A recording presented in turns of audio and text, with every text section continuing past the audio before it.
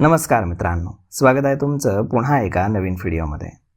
मित्रांनो, केंद्र सरकार ऑफर फॉर सेलच्या माध्यमातून कोल इंडियामधील आपला 2% हिस्सा विकणार असून ही प्रक्रिया आजपासून सुरू होती.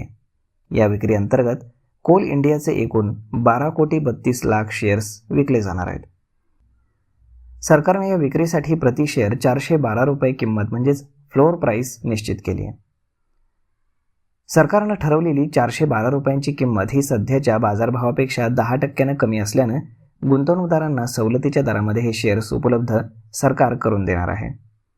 कोल इंडियामधील हा 2% हिस्सा विकल्यामुळे सरकारच्या तिजोरीमध्ये सुमारे 5,000 कोटी रुपये जमा होणार आहेत. हा offer for sale non retail गुंतवणूकदारांसाठी 27 मे रोजी आणि रिटेल गुंतवणूकदारांसाठी 29 मे रोजी खुला केला जाईल.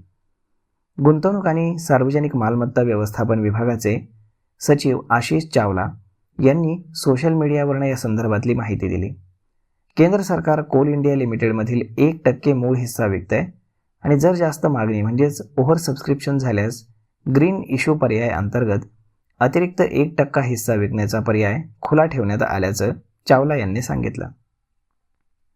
यापुढे त्यांनी नमूद केलं की कोल इंडियाची मजबूत आर्थिक आणि व्यावसायिक कामगिरी, सातत्यपूर्ण नफा आणि आकर्षक लाभांश यामुळे ही कंपनी दीर्घकालीन गुंतवणुकीसाठी एक उत्तम संधी आहे. चालू आर्थिक वर्षातील सार्वजनिक क्षेत्रातील कंपनीचा हा दुसरा OFS म्हणजेच ऑफर फॉर सेल आहे.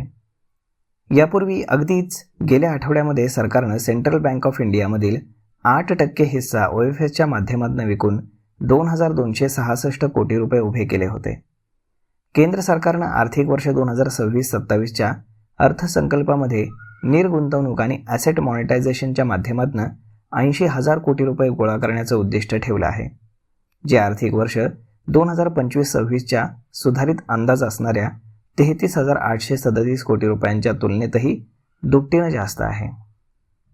तर मग मित्रांनो, अशा पद्धतीनं सरकार कोल इंडियामधील 1% हिस्सा विकणार आहे आणि जर ओव्हर सबस्क्रिप्शन झालं तर अजून 1% हिस्सा म्हणजेच टोटल 2% हिस्सा विकला जाणार आहे आणि तेही 10% डिस्काउंटवरती.